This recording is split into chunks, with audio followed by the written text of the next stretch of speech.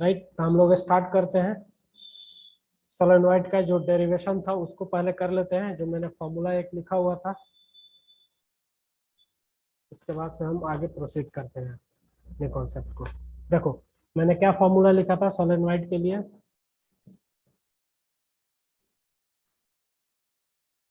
इस तरह से सोलेनोइड के लिए magnetic field at point P inside the point which is equals to mu naught I n by 2. N is the number of turn per unit length, that is cos theta 1 minus cos theta 2। हमको इसको derive करना है, right. इस तरह से अब देखो हम क्या करते हैं, सबसे पहले हम सोलेनोइड एक बनाते हैं। सपोज करो ये हमारे पास एक सोलेनोइड कुछ इस तरह का होगा।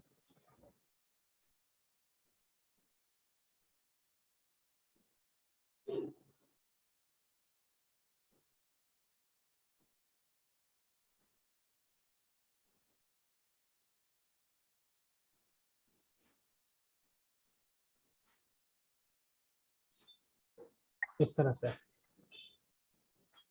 राइट। इसके अंदर मैं सिर्फ 2 टर्न बनाता हूं या एक ही टर्न बनाते हैं। ये एक्सिस हो गया सोलेनोइड की।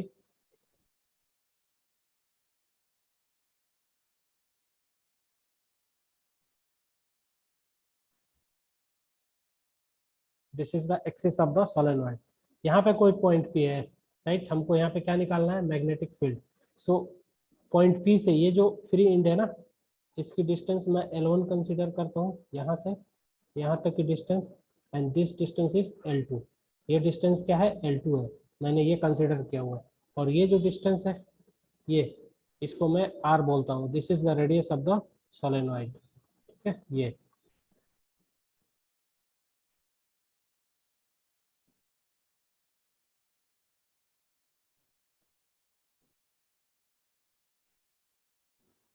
This is the radius of the solenoid. तो हमको क्या करना है, सोलेनोइड क्या होता है, solenoid can be seen as the combination of ring placed one after another along the axis of the cylinder। किसी भी सिलेंडर के एक्सिस के along अगर हम बहुत सारे कॉइल्स को या रिंग को, चार्ज रिंग को 1 बाई 1 करके अरेंज कर दे, जमा दे, तो वैसे जो कॉन्फ़िगरेशन हमको मिलता है उसको हम क्या बोलते हैं, सोलेनोइड बोलते हैं, राइट। इस तरह से अब हम क्या करते हैं, हमको इसके अंदर कुछ अजम्पशंस कंसिडरेशन लेना पड़ेगा। मैं क्या करता हूँ, let us consider considered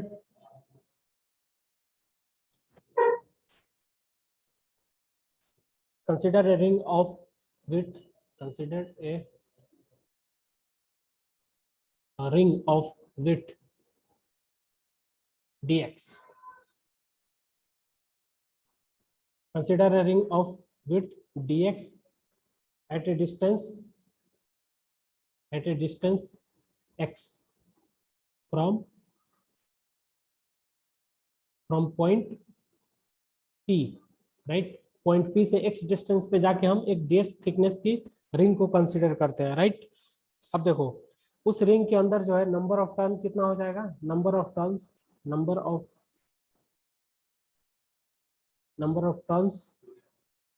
in the ring, जिस रिंग को हमने कंसीडर किया उसके अंदर नंबर ऑफ टर्न्स। तो नंबर ऑफ टर्न्स के लिए हम क्या यूज करते हैं, n, यानी number of turns per unit length, that is n। Unit length पे जो नंबर ऑफ टर्न्स होता है उसको हम क्या बोलते हैं, n बोलते हैं। तो dx थिकनेस की जो लेंथ होगी उस पे जो टर्न्स होगा उसको हम क्या बोलेंगे, n इंटू dx, राइट। इस तरह से अब देखो यहाँ से इस पॉइंट P से हम कहाँ गए, x डिस्टेंस पे गए, ठीक है।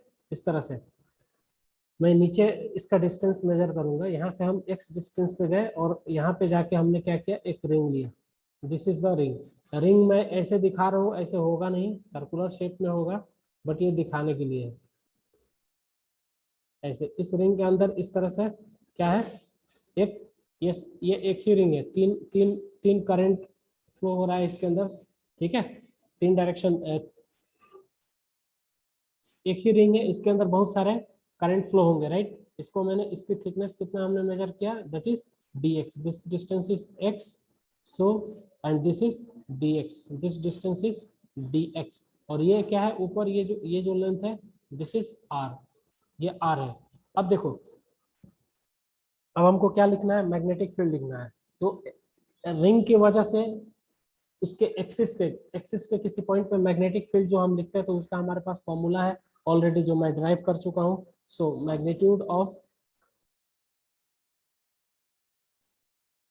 Magnetic field magnitude of magnetic field at point P due to considered ring।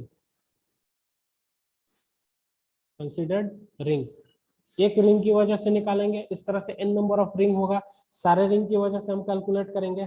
ठीक है, तो एक रिंग की वजह से हम निकालते हैं, उसको हम dv बोलते हैं। dv इज इक्वल टू, जो हमारे पास फॉर्मूला होता था, वो फॉर्मूला क्या होता था, so dv is equal to mu naught I, इसके अंदर क्या है, नंबर ऑफ टर्न्स क्या है, n है। तो जो फॉर्मूला हमारे पास होता था वो क्या होता था, mu naught I, so mu naught I R square, mu naught I R square upon 2 times this is capital R square plus x square. ये किसी भी रिंग की वजह से उसके एक्सिस पर जो फॉर्मूला आता था मैग्नेटिक फील्ड का, ठीक है, बी, उसका ये फॉर्मूला है। ये आर क्या होता था, उस रिंग की रेडियस होती थी, और ये एक्स क्या होता था, उस रिंग के सेंटर से उस एक्सिस पे जो हमने पॉइंट कंसिडर किए हुए होते थे उसकी डिस्टेंस हुआ करती थी। अब हम इसको थोड़ा मॉडिफाई करेंगे, वहां नंबर ऑफ टर्न्स एक था, यहाँ पे नंबर ऑफ टर्न्स क्या है, एक से ज्यादा है। ठीक है, तो mu naught as it is, mu naught as it is, I current flow हो रहा है, ठीक है, आई एज इट इज, और नंबर ऑफ टर्न्स कितना है, N into D X, right. और आर स्क्वायर, यहाँ पे आर रेडियस क्या है, स्मॉल आर का स्क्वायर, अपॉन अपॉन में क्या हो जाएगा, 2 टाइम्स डिस्टेंस कितना है, this is X R square plus x square the whole power 3/2। ये एक रिंग की वजह से इस पॉइंट पी पे मैग्नेटिक फील्ड हुआ। अब हम अगर डायरेक्शन की बात करते हैं, तो डायरेक्शन किधर की तरफ होगा, देखो करंट किधर फ्लो हो रहा है, करंट के डायरेक्शन में अपनी राइट हैंड की चारों उंगलियों को ले जाओ और रोटेट करो, तो देखो डायरेक्शन किधर की तरफ होगा, you will find direction in that way. Direction magnetic field का बी का जो डायरेक्शन होगा वो इधर की तरफ होगा। ठीक है, जो मैंने आपको 2 मेथड बताए हैं, दोनों में से कोई अप्लाई कर सकते हैं। अपनी राइट हैंड की सारे नाखून को क्या करो, करंट के डायरेक्शन में, और पाम को किसके तरफ, पॉइंट की तरफ फेस करो, फिर अपने उंगलियों को कर्ल करो, देखो थंब जो है वो डायरेक्शन बताएगा। तो बी इधर की तरफ हो गया। अब आगे हम प्रोसीड करते हैं। सर सर हाँ ओके, सर हाँ बोलो बोलो, सर हाँ बोलो। सर वो नंबर ऑफ टर्न्स एनडीएक्स कैसे हो, आप एक बार बता दीजिए। अच्छा, नंबर ऑफ टर्न्स, एक मिनट, मैं बता रहा हूँ, फिर से उस पर आ रहा हूँ। देखो नेक्स्ट स्लाइड में देखो, नंबर ऑफ टर्न्स जो होता है ना, वो मैंने एक प्रॉपर्टी बताया था आपको, number of turns per unit length क्या होता है, कांस्टेंट होता है। ठीक है, तो नंबर ऑफ टर्न्स जो एन लिखते हैं ना, ये क्या होता है, एन बेसिकली होता है number of turns per unit length. N को क्या बोला जाता है, number of turns per unit length. अगर आपका सर्कल है, रेडियस है, तो रेडियल लेंथ हो जाएगा। तो एन क्या होता है, number of turns per unit length, आपको इतना याद रखना है। अब देखो, तो यूनिट लेंथ पे कितना नंबर ऑफ टर्न्स है, एन है। ठीक है, आपको मालूम है यूनिट लेंथ में कितना नंबर ऑफ टर्न्स है, एन है। और इसके अंदर जो हमने रिंग कंसिडर किया हुआ है, रिंग कुछ इस तरह का होगा, ऐसे इस तरह का रिंग होगा। इस रिंग की ये थिकनेस होगी, इस रिंग की जो थिकनेस होगी वो क्या हो जाएगी, let's say this is D x. तो यूनिट लेंथ पे जो टर्न है वो क्या है, एन है। तो डी एक्स लेंथ पे टर्न कितना हो जाएगा, आप ही बताओ, डी एक्स लेंथ पे जो टर्न होगा वो कितना होगा, एन इंटू डी एक्स। एनडीएक्स। हाँ राइट, सर। समझ में आया। हाँ सर। इस हाँ तरह सर। से हम प्रोसीड करेंगे। चलो, इसको मैं इरेज कर देता हूँ, क्योंकि यहाँ पे मुझे कैलकुलेशन करना है। आपको याद क्या रखना है, N equal to number of turns per unit length. ठीक है, अब आपको कितना लेंथ पे चाहिए उसके अकॉर्डिंग आप निकाल सके। यूनिट लेंथ पे एन होता है, तो जितना लेंथ होगा उतना नंबर ऑफ टर्न्स उसके अकॉर्डिंग वेरी करेंगे। राइट, अब आगे की तरफ हम प्रोसीड करते हैं।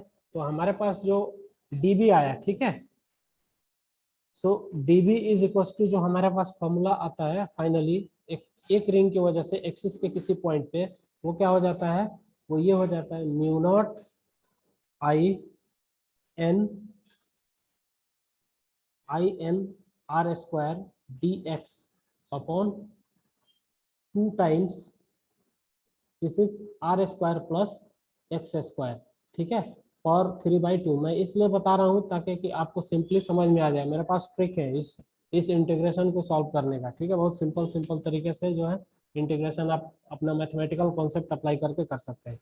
ये एक टर्म के लिए है, ठीक है, सॉरी एक रिंग के लिए इतना मैग्नेटिक फील्ड है और सारे मैग्नेटिक फील्ड की डायरेक्शन क्या है, अलग अलग है। तो क्या करेंगे, सबके लिए क्या चाहिए, हमको इंटीग्रेट कर देना है, क्योंकि मैग्नेटिक फील्ड क्या है, एक वेक्टर क्वांटिटी है। अगर आपके पास बहुत सारे वेक्टर हो, सारे वेक्टर एक ही डायरेक्शन में हो, तो उनको ऐड करते हैं। उनको ऐड करने के लिए क्या यूज करते हैं, integration. So dB is equal to क्या लिखेंगे, दैट इज यहाँ पे हम b लिख देते हैं, ठीक है, 0 से b हमने ले लिया तो हमको b मिल गया। और यहाँ पे इंटीग्रेशन क्या क्या हो जाएगा, इसके अंदर कांस्टेंट क्या है, देखो म्यू नॉट कांस्टेंट है, बाहर करते हैं, i कांस्टेंट है, n कांस्टेंट है, r स्क्वायर कांस्टेंट है, इस तरह से अपॉन 2 कांस्टेंट है, बट हमारे पास जो वेरिएबल है वो क्या है, this is dx upon R square plus x square. Now you have to integrate it 3/2। अब देखो यहाँ से काम जो है टफ होता है, इसको इंटीग्रेट करना है। This is your mathematics section, but मैं इसको इंटीग्रेट कर देता हूँ ताकि बहुत सारे लोगों को ये चीज समझ में नहीं आता है। सबसे पहले कहीं भी आपको इस तरह का फॉर्मेट दिखे, किसी कांस्टेंट का स्क्वायर प्लस वेरिएबल का स्क्वायर, ठीक है, इस तरह का फॉर्मेट दिखे तो आप क्या क्या करते हो, आप इसके लिए एक एजम्पशन लेते हो। इस एजम्पशन का नाम क्या होता है, वो ये होता है कि आपका जो कांस्टेंट होता है, वेरिएबल होता है ना एक्स, उसको क्या रखते हो, ए tan थीटा, राइट। तो यहाँ पे हमारा कांस्टेंट क्या है, आर है, और वेरिएबल क्या है, एक्स है। तो एक्स इक्वल टू हम क्या ले लेंगे, यहाँ पे हम इसको मैं इरेज कर देता हूँ, हौच पौच हो जाएगा, ठीक है, आई विल इरेज दिस, ठीक है। तो हम यहाँ पे क्या ले लेंगे, हमारा एजम्पशन जो तरीका होता है टिग्नोमेट्री में या कैलकुलस के अंदर जो अप्रोच होता है, उसको हम समझा रहे हैं। जो नीट वाले बच्चे हैं उनको भी ध्यान देना है, 12th में आपका ये जो है इंपॉर्टेंट डेरिवेशन है, आपको आना चाहिए, ठीक है। तो हमारे पास जो x होगा ना, x इक्वल टू क्या लिखेंगे हम, r tan थीटा, राइट। अब देखो x equal to r tan theta, अब हम क्या करते हैं, इसको डिफरेंशिएट करते हैं दोनों साइड, किसके रेस्पेक्ट में, थीटा के रेस्पेक्ट में। dx upon d theta is equal to r sec square theta. यहाँ से हम किसकी वैल्यू निकालते हैं, dx की वैल्यू निकालते हैं। dx is equal to r sec square theta, ठीक है, इंटू डी थीटा। अब इस वैल्यू को हमको यहाँ पे एलिमिनेट करना है, पुट करना है।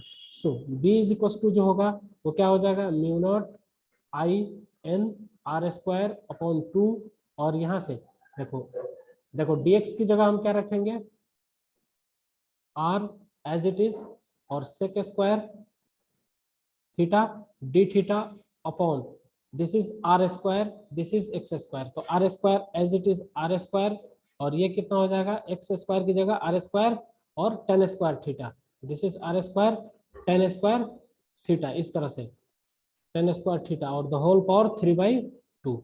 अब हमको फार्दर इसको एलिमिनेट करना है, कैसे करेंगे, नेक्स्ट स्लाइड में। तो हमने क्या लिखा था, b is equal to mu naught I N R square upon 2 times, यहाँ पे इंटीग्रेशन के अंदर क्या था, this is R sec square theta d theta upon, हम नीचे से क्या कॉमन निकालेंगे, आर स्क्वायर। तो आर स्क्वायर को जब हम कॉमन निकालेंगे तो are square the whole power 3/2, ठीक है, और यहाँ क्या बचेगा, 1 plus tan square theta whole power 3/2। यहाँ से ये निपट गया, तो ये आर क्यूब, ठीक है।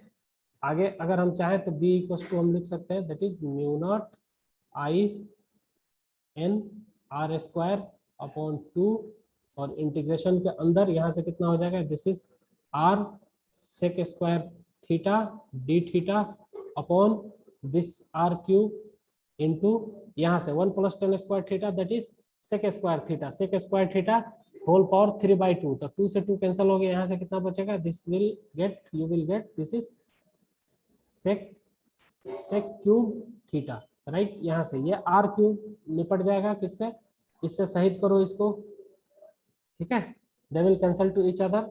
अब हमारे पास जो बी की फॉर्मूला आती है फाइनल, वो क्या होता है, mu naught I N, mu naught I N upon 2, integration के अंदर क्या हो जाएगा, देखो ये सेक स्क्वायर, ये 3 निपट गया यहाँ से,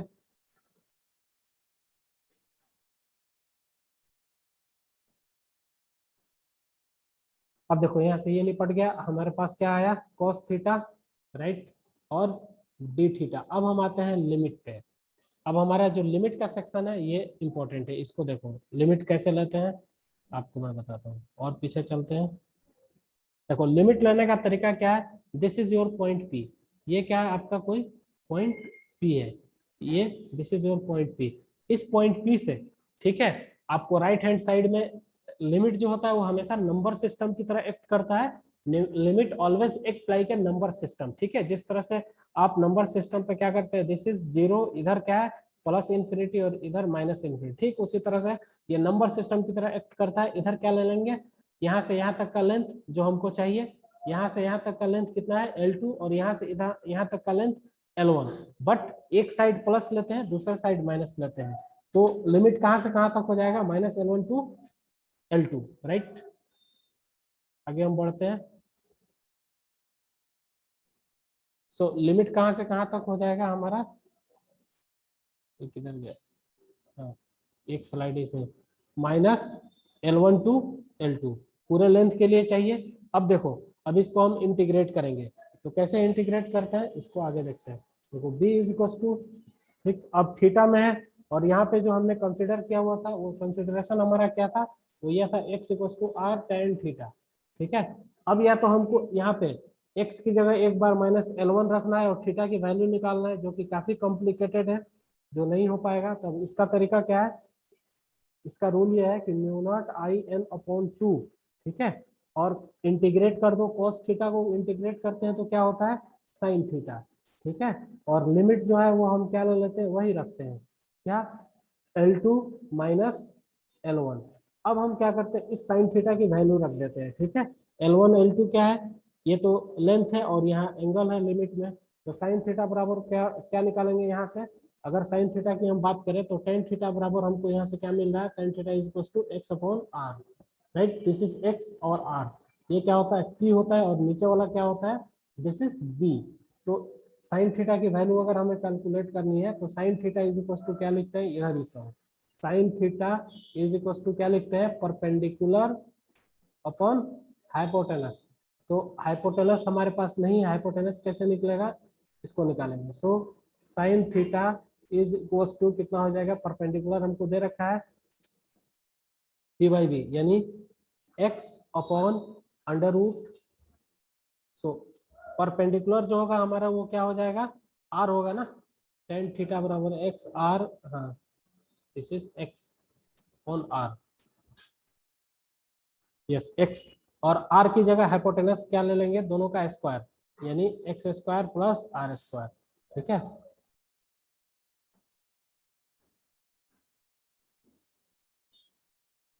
यहाँ से हम वैल्यू पुट कर देंगे, ठीक, अब यहाँ साइन थीटा की वैल्यू रखते हैं।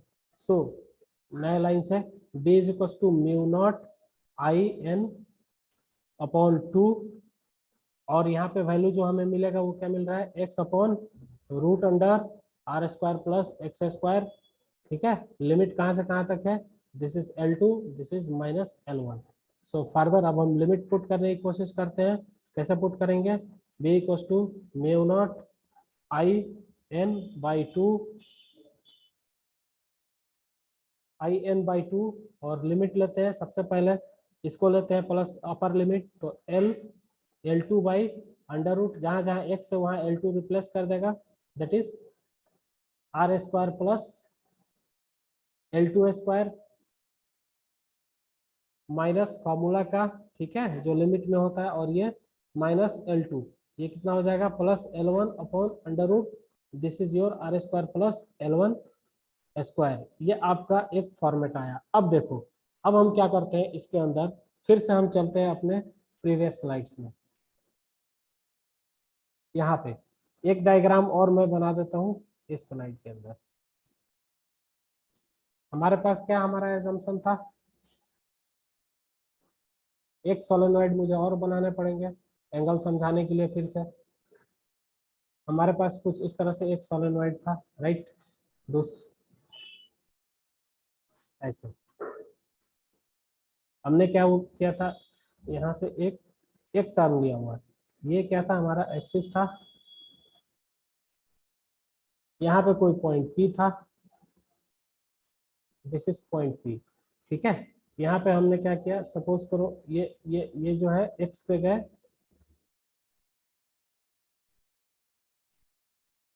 ये फ्री एंड को हमने मिला दिया दोनों तरफ से,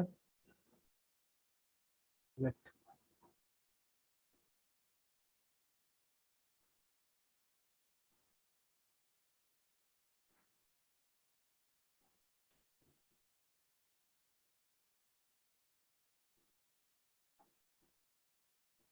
ठीक है, इस तरह से था कुछ सिचुएशन,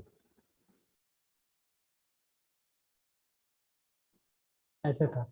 और यहाँ से ये एक्स डिस्टेंस थी हमारी यहाँ तक, और यहाँ पे हमने क्या ये लिया हुआ था, ठीक है, थिकनेस, ऐसे कुछ।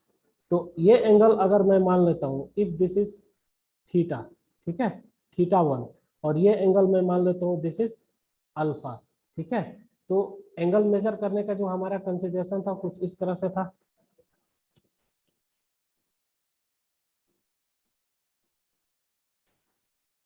जो एंगल मेजर करने का हमारा कॉन्सेप्ट था कुछ इस तरह से था, क्या था, थीटा 1 और ये थीटा 2।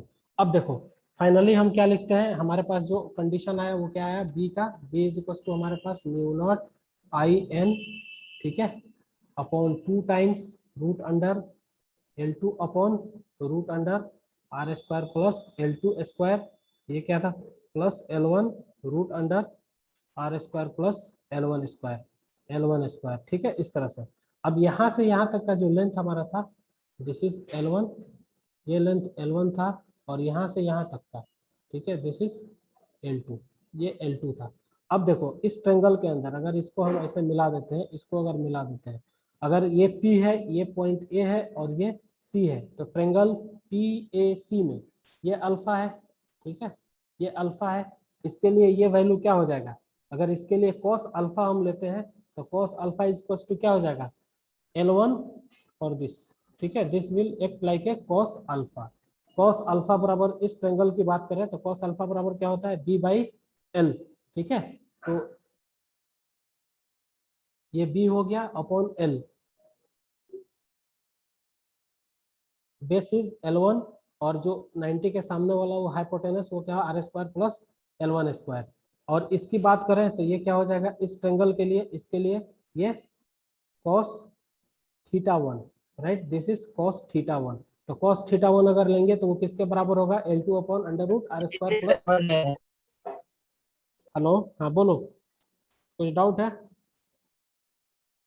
कैसे होगा समझ नहीं आया। नहीं समझ में आया, चलो हाँ सर। ओके, फिर से मैं हाँ सर, और एक बार। ओके ओके वेट, ये डायग्राम आपको समझ में आया ना, जो मैंने डायग्राम बनाया हुआ है, और ये फॉर्मूला आपको हाँ समझ सर। में आया ना जो मैंने ड्राइव किया हुआ है, ठीक है। तो आगे हम प्रोसीड करते हैं।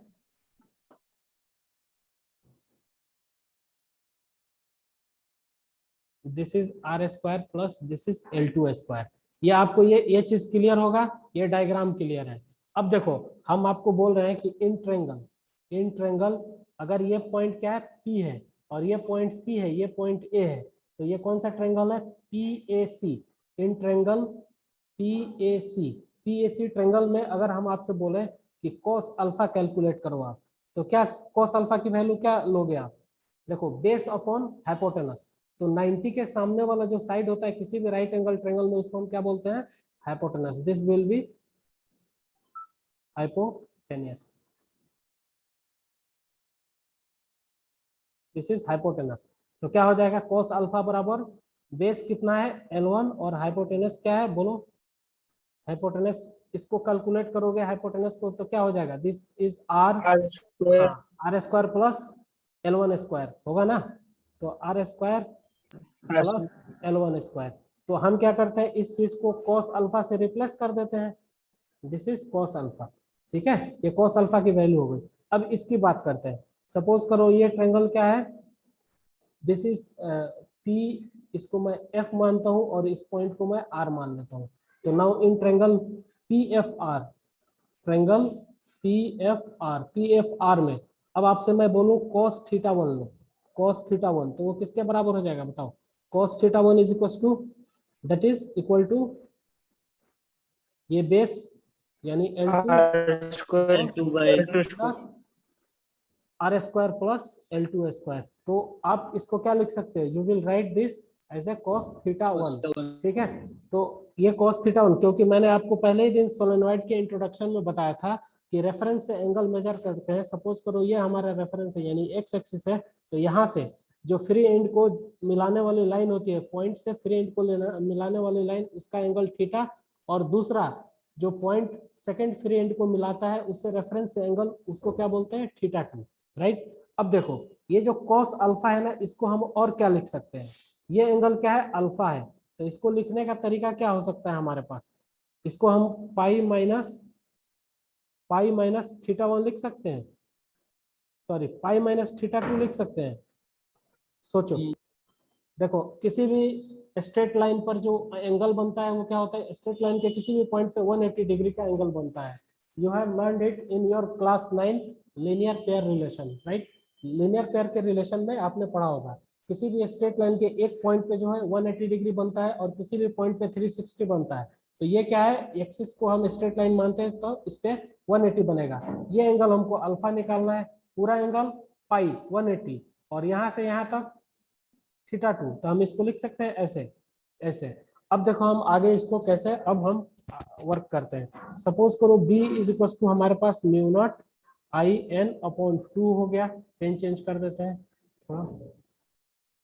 अब इसको मैं क्या लिख देता हूँ, this is cos theta 1, right. और इसको मैं क्या लिखूंगा, प्लस का cos pi minus theta 2, right. इस तरह से हम लिख सकते हैं। अब देखो cos 180 यानी 180 माइनस थीटा कितना हो जाता है, cos पाई माइनस थीटा, ठीक है। ये जो वैल्यू आपको देता है वो क्या देता है, cos माइनस थीटा देता है, ठीक है, जिसको माइनस cos थीटा भी हम लिखते हैं। cos माइनस क्यों होता है, देखो सेकंड क्वाड्रेंट के अंदर जितने भी ट्रिग्नोमेट्रिकल फंक्शन होते हैं, सिर्फ साइन और उसके इनवर्स के अलावा सब नेगेटिव होते हैं। तो cos पाई, पाई क्या है, आप अगर कोऑर्डिनेट सिस्टम एक लोगे, मुझे ये समझाना नहीं चाहिए बट फिर भी मैं समझा रहा हूँ, ये 0 है, ये पाई बाई 2 है, राइट, ये पाई है। तो यहाँ पे जो होते हैं ऑल, सारे जो होते हैं trigonometric function positive, all student take coffee, ठीक है। तो यहाँ पे क्या होता है, ऑल स्टूडेंट, एस यानी साइन वाले जो है पॉजिटिव, और यहाँ पे जो है आपका 10 और यहाँ पे कॉस, तो यहाँ पे माइनस होगा। तो अब हम क्या लिखेंगे, b is equal to mu naught I N upon 2 और यहाँ पे दिस इज कॉस थीटा 1 और यहाँ से हम क्या लिखेंगे, this is minus cos theta 2, ठीक है। थीटा की जगह ये है, आपको ये वैल्यू मिल गई। अब आप यहाँ से मॉड लगा लो, this is your explanation. I hope आपको ये समझ में आया होगा कॉन्सेप्ट, ठीक है। इस तरह से आपको पीडीएफ इसका मिल जाएगा। सर हाँ बोलो बोलो, पूछो डाउट। सर वो cos pi minus theta, cos minus theta को सर हम cos थीटा लिखते थे ना, माइनस cos थीटा था क्या वो? आप कैसे माइनस कॉस थीटा लिखोगे, देखो जो हमारा कंडीशन होता है ना, तो सेकंड क्वाड्रेंट में cos पाई माइनस थीटा कौन से क्वाड्रेंट में लाई कर रहा है, इस सेकंड में लाई कर रहा है ना, this is your second sir quadrant. cos minus theta sir आपने वो माइनस cos थीटा लिखा है क्या? cos माइनस थीटा जो है ना, देखो यहाँ पे ये अगर फोर्थ क्वाड्रेंट में लाई करता है, ठीक है, ये फोर्थ क्वाड्रेंट में cos माइनस थीटा हम कब लेते हैं, जब एंटी क्लॉकवाइज डायरेक्शन में होता है, ठीक है। तो आप मैं थोड़ा सा ज्यादा आपको बता दूंगी, तो इसको इरेज कर नहीं दूंगा। सर वो फॉर्मूला था ना, cos minus theta equal to cos theta. तो cos minus theta equal to cos theta कब होता है, जब माइनस थीटा जो है ना फोर्थ क्वाड्रेंट में लाई करे, ठीक है।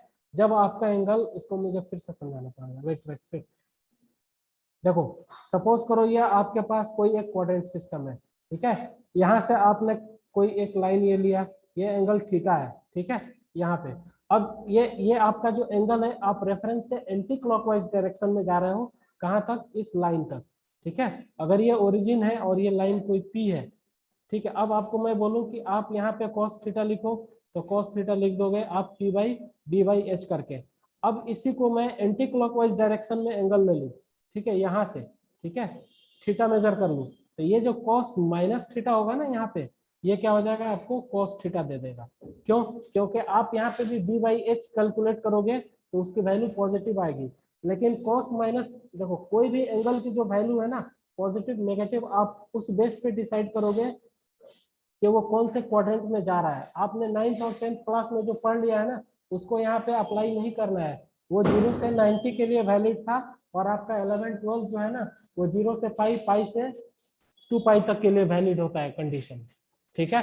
आप लोग जो बड़े शानदार तरीके से ये फॉर्मूला लिखते हो, sine square theta plus cos square theta is equal to 1, ये कहाँ से कहाँ तक के लिए होता है, ठीक है, ये 0 से पाई तक के लिए ही होता है, ठीक है, या वो 90 तक के लिए। हर एक वैल्यू ऑफ थीटा के लिए ये वैलिड नहीं होता है, लेकिन आपके 10th क्लास में ये था, इसलिए आपने इसको यूज किया। तो आपको इसमें कंफ्यूज नहीं होना है, you have to go through your thorough concept, ठीक है। अगर एंगल सेकंड क्वाड्रेंट में लाई कर रहा है, कॉस का है, तो माइनस में होगा। अगर एंगल नेगेटिव में आ रहा है और वो फोर्थ क्वाड्रेंट में लाई कर रहा है, तो कॉस माइनस भी क्या होगा, प्लस आपको देगा, ठीक है, ये आपको ध्यान रखना है। So I hope you have got my point. आगे प्रोसीड करते हैं। समझ में आया या अभी भी डाउट है? सर इसको एक बार फटाफट रिवाइज कर दीजिएगा।